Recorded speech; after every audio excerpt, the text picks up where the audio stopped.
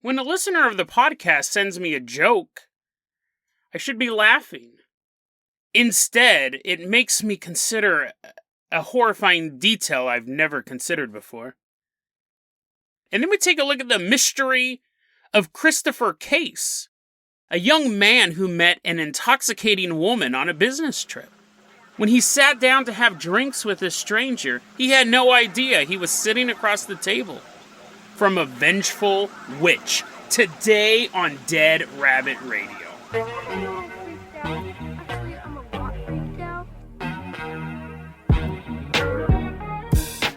Hey everyone, welcome back to another episode of Dead Rabbit Radio. I'm your host, Jason Carpenter. I'm having a great day. I hope you guys are having a great day too. I hope you guys are having tons of fun doing whatever you're doing. First off, walking into Dead Rabbit Command right now as a longtime supporter of the show, longtime Patreon supporter, longtime listener. Sent us a ton of stories over the years. Everyone give it up for Ampus Allen. Woohoo! Yeah, come on in, buddy. Come on in. He's been here a lot. Recently sent the story about, do aliens visit Earth because we're one of the few places in the galaxy that has snow? A lot of interesting stuff over the years. Ampus Allen, very, very thankful to have you in Dead Rabbit Command. You're going to be our captain, our pilot this episode. If you guys can't support the Patreon, I totally understand, guys. Just help spread the word about the show. That really, really helps out a lot. It helps out so much when you get the word out about Dead Rabbit Radio. Ampus Allen, let's go ahead and hand you the launch codes for the Dead Rabbit rocket ship. We got to leave Earth behind, that beautiful blue globe floating in the Milky Way. We got to say goodbye to Earth because we're headed all the way out to deep space. It's a nice leisurely journey through the vastness of space. We got all the tang you could ask for and unlimited astronaut ice cream. That's all I packed. I hope you guys have your own multivitamins with you, because this is going to be a long journey or a short one. I don't know. I honestly don't know how long this segment's going to go, because let's get into it. Hopefully short. Hopefully it doesn't take the whole 30 minutes. I can't imagine it would do that. But I find this idea so troubling that I don't... Okay, so let's get into this. The other day I did an episode called Intergalactic Cook-Out. I'll put the episode in the show notes. It was a fun one, but if you didn't listen to that episode, basically, it's so bizarre. 4 people were out in the Arizona desert looking for some turquoise. They were like stone collectors, or they sold it. And they saw a UFO disguised as dirt. You really should listen to the episode. It's so crazy. But they see a UFO disguised as dirt land, maybe a couple football fields away from them. And then the dirt opened up and out walked humans. Or aliens disguised as humans, who knows? And they weren't just wearing human skin, they were wearing human clothes. They were wearing like khaki pants and t-shirts. And they brought out a barbecue. There was like 2 dudes, 2 women, and a couple kids, and they brought out a barbecue pit, a cooler. You guys are like, Jason, you're totally making this up. You just are trying to trick us to listen to this whole episode. No, it's so weird. And they had a barbecue in the Arizona desert.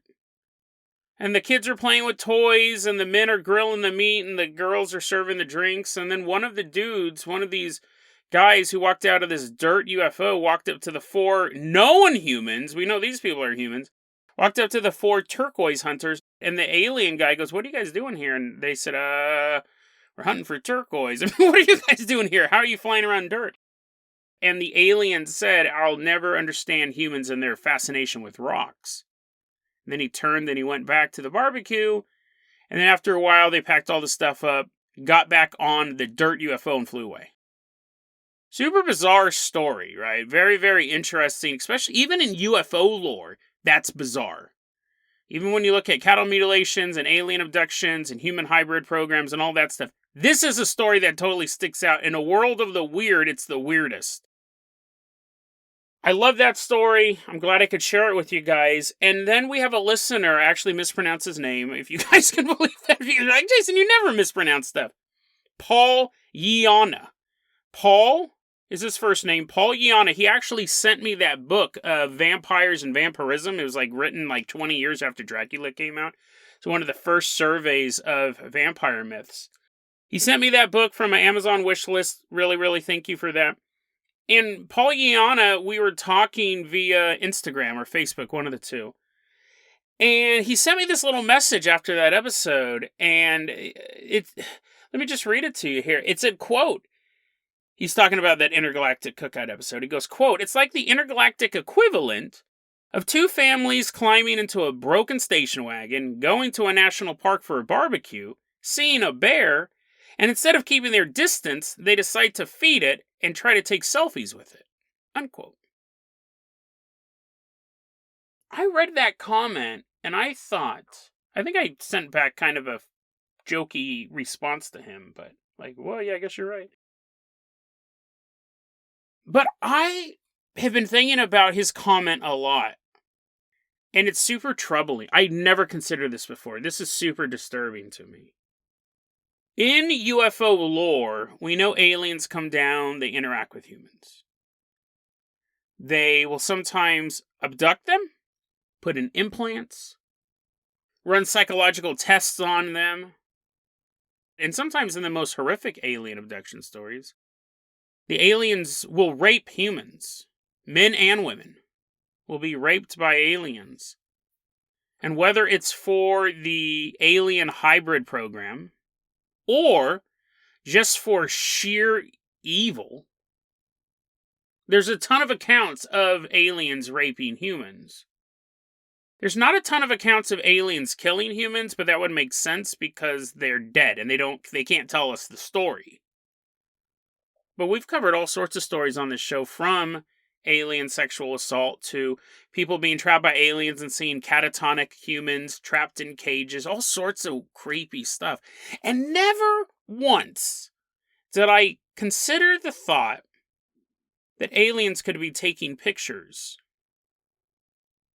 I never once thought of an alien taking a photograph of a human. And this is why this is so disturbing to me. I almost feel like I have an uncanny valley effect to it. It physically makes me ill to think about this subject.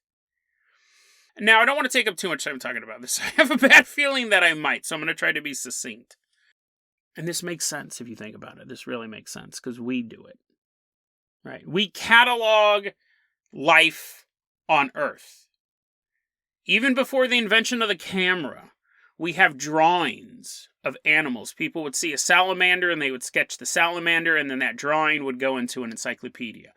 You would have a human and they're doing an autopsy, and you'd have people sketch the organs, and that would go into a medical journal. Before the invention of the photograph, we highly detailed. We had illustrations for everything, especially things that you knew the reader wouldn't have access to. If it's a nature guide and you know they're never going to be able to go to Guam, you'll have sketches of all the flowers and all of the wildlife. But once the camera was invented and it became portable and affordable, you began taking photographs of everything. Here's a picture of this, here's a picture of that, here's a picture of this flower, here's a picture of this animal. So it would make sense that aliens traveling across the galaxy, I never considered this before, would highly document their journeys. There would have to be massive archives of video and photographic proof of their experiments. So what did that mean? This is why this disturbs me so much. Is that what that means is somewhere out there in the galactic archives of these great alien empires, like the reptilians or the Greys, or any of the other ones, there are photographs of humans suffering. There are still images of a woman in terror as she realizes she has been abducted, and she's looking at her son being dragged off by inhuman creatures.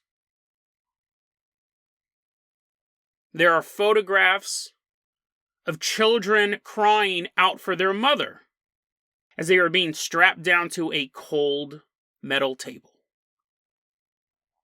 There's video footage of people pleading to be released, pleading for any mercy at all, as alien tools are drilling into their skull. And there's video footage and still images and audio recordings of human men and women being raped by alien life forms.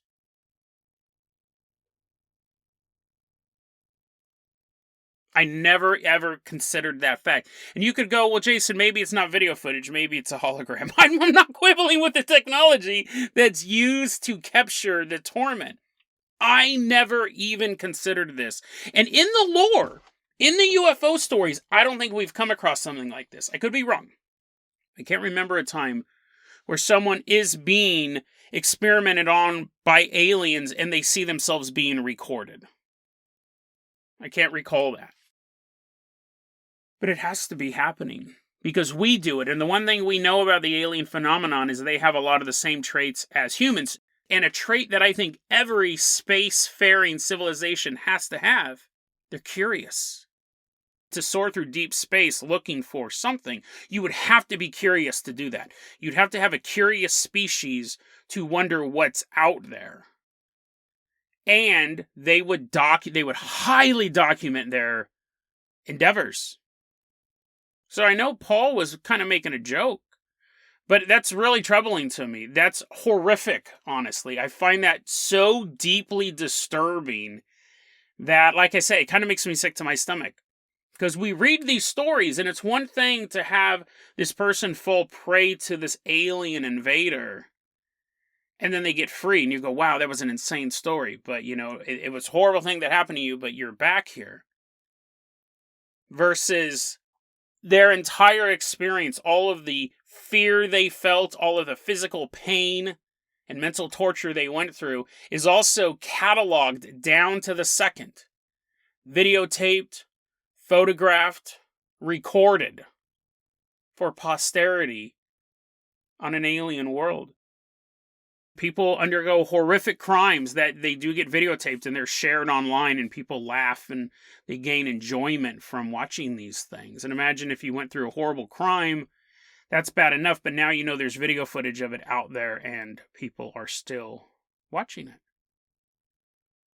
So yeah, terrifying. Thanks Paul, for opening my eyes to this. I mean, I don't think that was your intent. Your intent wasn't to make me sick to my stomach.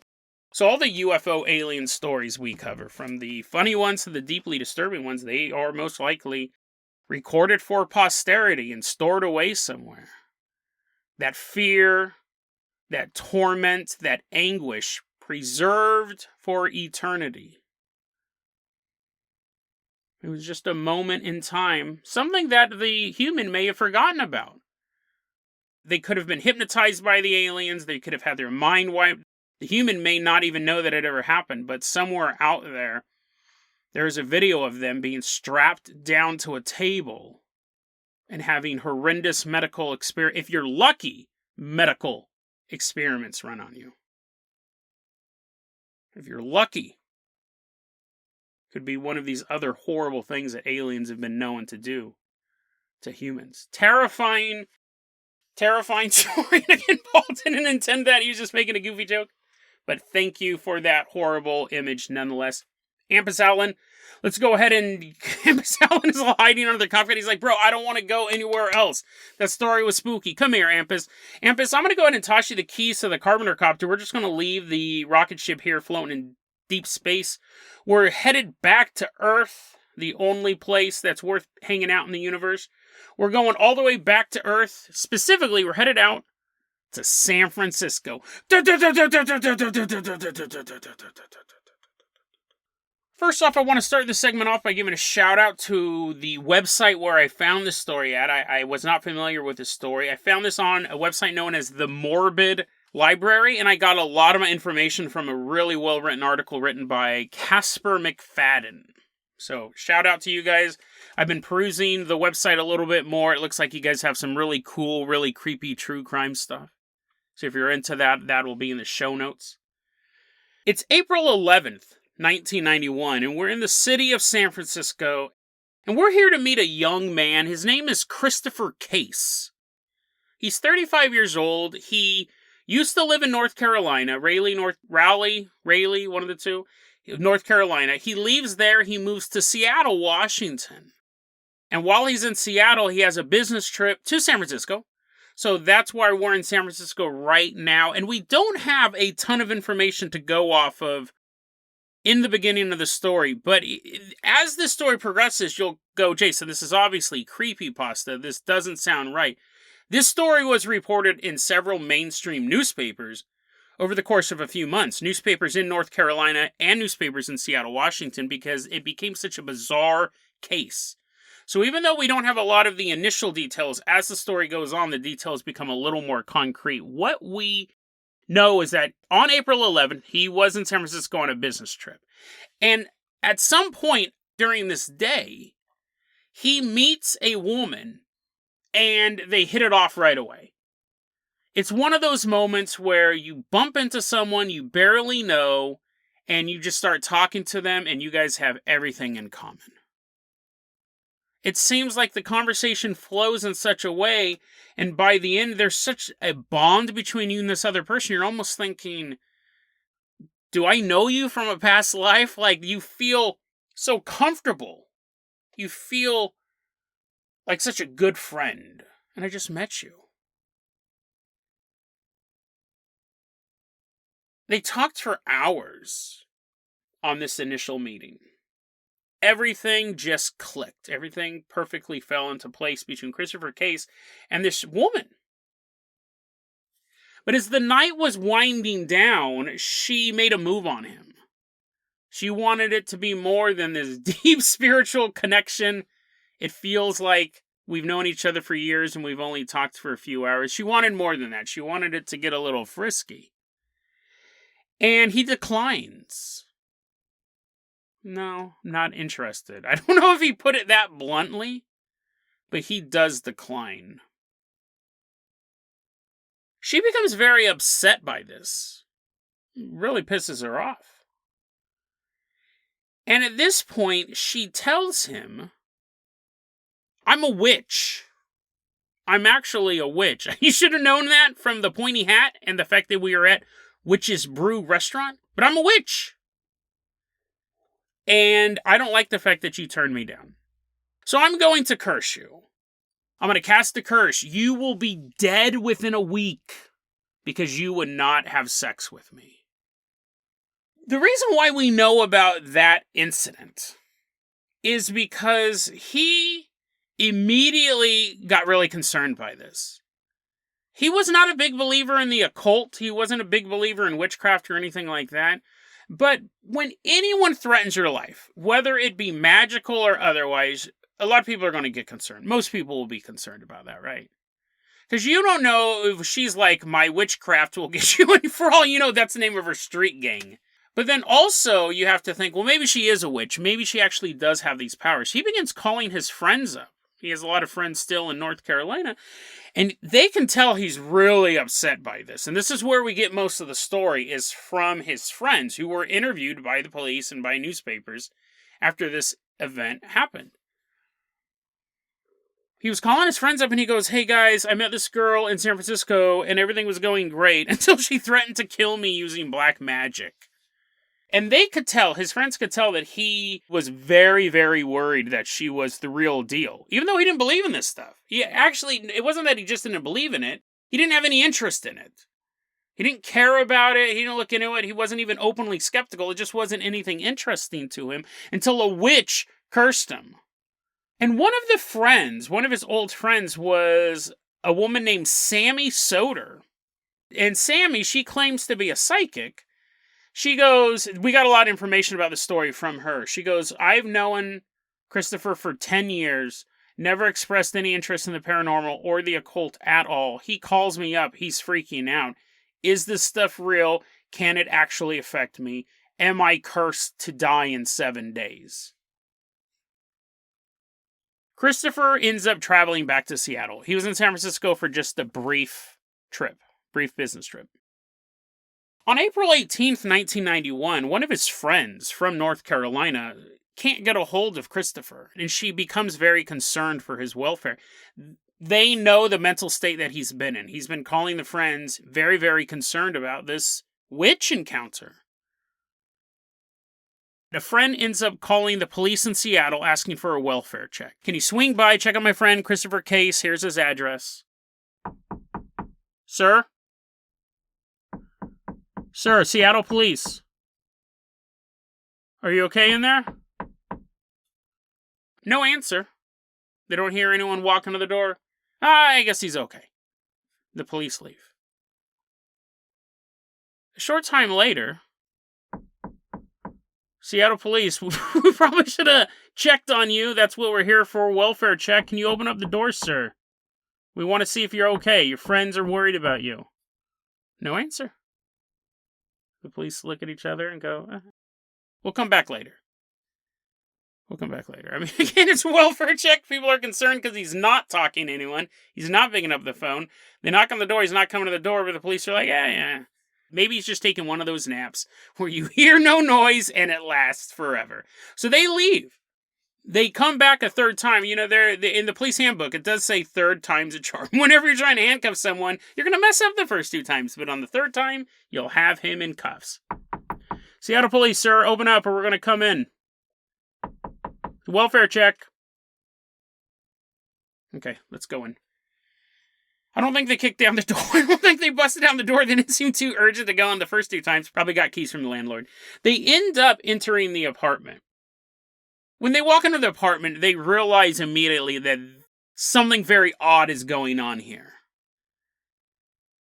Every single wall in the apartment has salt poured along the edge. Very, very old school way to keep out spirits and ghosts. You salt your house. Now, generally, you salt your entrances. You salt your doorways and your windows. The fact that he salted the entire apartment, that's generally not necessary. You don't have to do that. You just have to take it from a guy. I salted a witch myself over that episode of the show notes. You just salt the entrances. But salt everywhere. That's a sign of someone who doesn't really know what they're doing. It's just a waste of salt at a certain point. But anyways, they find all this salt. They do find crucifixes, several crucifixes spread throughout the apartment hanging on the wall. And they find around 10 candles burned completely down. Out on the porch of the apartment, there is more salt. This time the salt is poured in geometric designs on the porch. And they do locate Christopher Case. He's laying in his empty bathtub. He's dead. Now, this actually popped up in the news, like I said, in the Seattle newspapers and in newspapers in Raleigh, North Carolina, because it was such a bizarre mystery. How did this young man die? At first, they had no idea what it was. Was it a witch? That was the headline. Did a witch kill this man? But that was included in the articles. They would say stuff like, here's the story leading up to this man. He thought he was cursed by a witch. The police come in his apartment. They find the salt and he's dead. And we don't know why. And then, we have the benefit of time. We can look at articles that have been published years ago, right? This happened back in the 90s. But at the time, they're like, we don't know why this guy died. We have theories. People were putting out theories. One of them was carbon monoxide poisoning because he was burning candles. They found that 10 candles isn't enough to do carbon monoxide poisoning. Don't quote me on that. If you're like, oh, I only had 9 going, I'll do 10. Jason said it's okay. But if he was burning multiple candles, maybe they only found that 10 burned down. He could have been burning more over the previous nights and created carbon monoxide poisoning. But then when they did the autopsy, that turned out not to be true. When they did the autopsy, he had died of a heart attack. This young man, 35 years old, had died of a heart attack. Which is very rare, but not unheard of. But even when the articles did report how he died with a heart attack, the articles were still basically saying, did he scare himself to death? Did he work himself up so much about this witch's curse that he had a heart attack? He was so terrified he had a heart attack. Or was the witch's curse true? Now, none of the mainstream articles actually said that, but once the mainstream articles were published, we're looking at other people writing articles like the Morbid Library and podcasts like this that would say, was the witch's curse true? Is that what happened? What's interesting is the story I just read you is almost detail by detail to the Morbid Library's story. But there are a couple details that aren't correct. And tends to what happened in these stories. They kind of start to get exaggerated. Reading and Morbid Library, you guys did a great job. I'm not criticizing that. I think eventually the information kind of changes a bit and stuff like that. The key details are correct. Christopher Case died of a heart attack in his bathtub. He claimed to have met a witch in San Francisco and was complaining to his friends about this. He was very, very terrified. That's all true. The 7 days thing is not true. You'll find the curse was going to take place in 7 days. It was April 11th when he met her, and it was April 18th when he died. Sammy Soder, the psychic, said he was calling me for the past few weeks about this. So it was not a 7-day time period. I think that was something that was added in after the fact. I don't know why. I don't know if someone got sloppy on their notes, and then that version of the story started getting passed in, but that's not true. Sammy, in the articles, when you can look through the articles, she says he called me for the past few weeks and said that he was nervous about this. So definitely this story did not take place within 7 days. It's also interesting, I found this detail going through different articles about it, that he was complaining not just that there was a witch's curse on him, he was definitely doing that, but towards the end of this few-week time period where he was freaking out to his friends about this, he left a message on one of his friends' answering machine, and he left this message on Sammy's answering machine, that he felt that, quote, people are trying to do things to me, unquote. Were they physical people he was complaining about? Did she have a gang called the Witchcraft Crew? They were coming around with their broomsticks banging on his door? Was he actually worried about real people doing real bodily harm to him? Was he so wrapped up in this magic, this curse idea, that he began to hallucinate things? He began to become truly paranoid. Or is it possible that, I've kind of been glossing over this whole thing in this paranormal podcast, she may have been a real witch. Now, this is high-level witchcraft, right? The average witch you meet on the street or the average witch you see on TikTok couldn't do this in a million years. Stuff like this is very, very rare in the witchcraft community. High magic, you could pull stuff off like this. You still have to be a pretty good practitioner.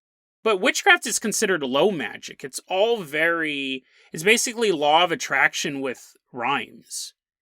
There's not much to witchcraft. It's very, very low skill level. And because it's low skill level, it's low result level, or you really don't get any huge things. Witchcraft has a cultural cachet because of the entertainment industry. First off, yeah, it could have been true. She could have been rejected by this guy, and then she killed him using magic. That's definitely possible in the world of the paranormal. Then you have to think that she may not have been that powerful of a witch, which I honestly think is true. Even though that power level is possible, if she's using that level of power every time someone rejects her, that's really, really using a bazooka to take out a fly. Right, the amount of magic you would have to call on to curse someone, to kill them just because you got rejected, it just seems that to me is the more ludicrous part of the story. That someone who has this level of power is just going to kill some random person because they don't want to have sex with them. I find that odd. Because if you have this level of power, you can just make him have sex with you. There's always a huge debate in the witchcraft community, or the magic community in general, about love spells, and is that considered date rape? Because that technology, I shouldn't say that technology, those techniques are there in that community. You have the idea, and this is the most popular one, even in the news articles where they are mentioning witchcraft and things like that, is that she said she was a witch, and she did threaten that he would die, and that scared him so bad, he scared himself to death. That's what you'll see in a lot of these articles. He scared himself to death. He had a heart attack because he was so scared and died. A fascinating story, and it's a terrifying one as well, because basically what it's about is a man being hunted, and he has no safe haven. He's not in the city he grew up in. He's in a brand new big town trying to make a new life for himself when he stumbles across the witch. Of all things, a witch. And of course he knows no one's going to believe him. He talks to his old friends, and I'm sure some of them were saying, like I'm saying, just forget about it, it's nothing. If she was a wizard, now you should be worried. If it was high magic, I'd be concerned. But I'm sure a lot of his friends were trying to console him, and even Sammy.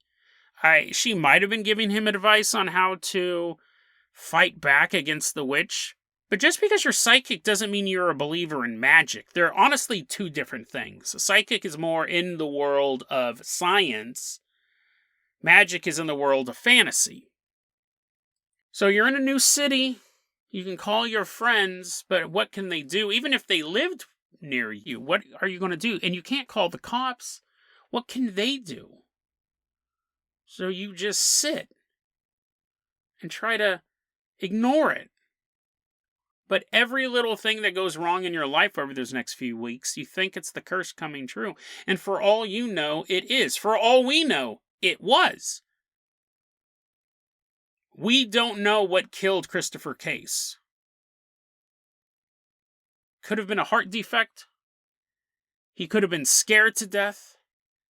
Or he could have been killed by a witch's curse. Again, a witch who would have to be extremely powerful and extremely petty to kill a man for turning her down. And while the mystery of the death of Christopher Case may never be solved,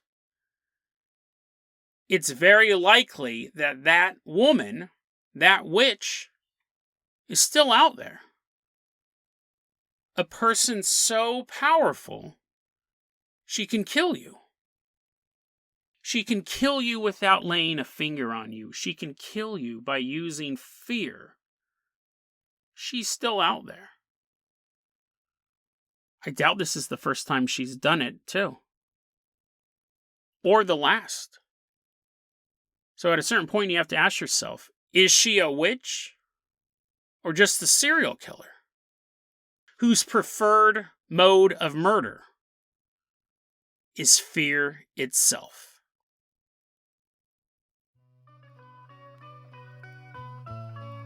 DeadRabbitRadio@gmail.com is going to be your email address. You can also hit us up at Facebook.com/DeadRabbitRadio. TikTok is at DeadRabbitRadio. Dead Rabbit Radio is the daily paranormal conspiracy and true crime podcast. You don't have to listen to it every day, but I'm glad you listened to it today. Have a great one, guys.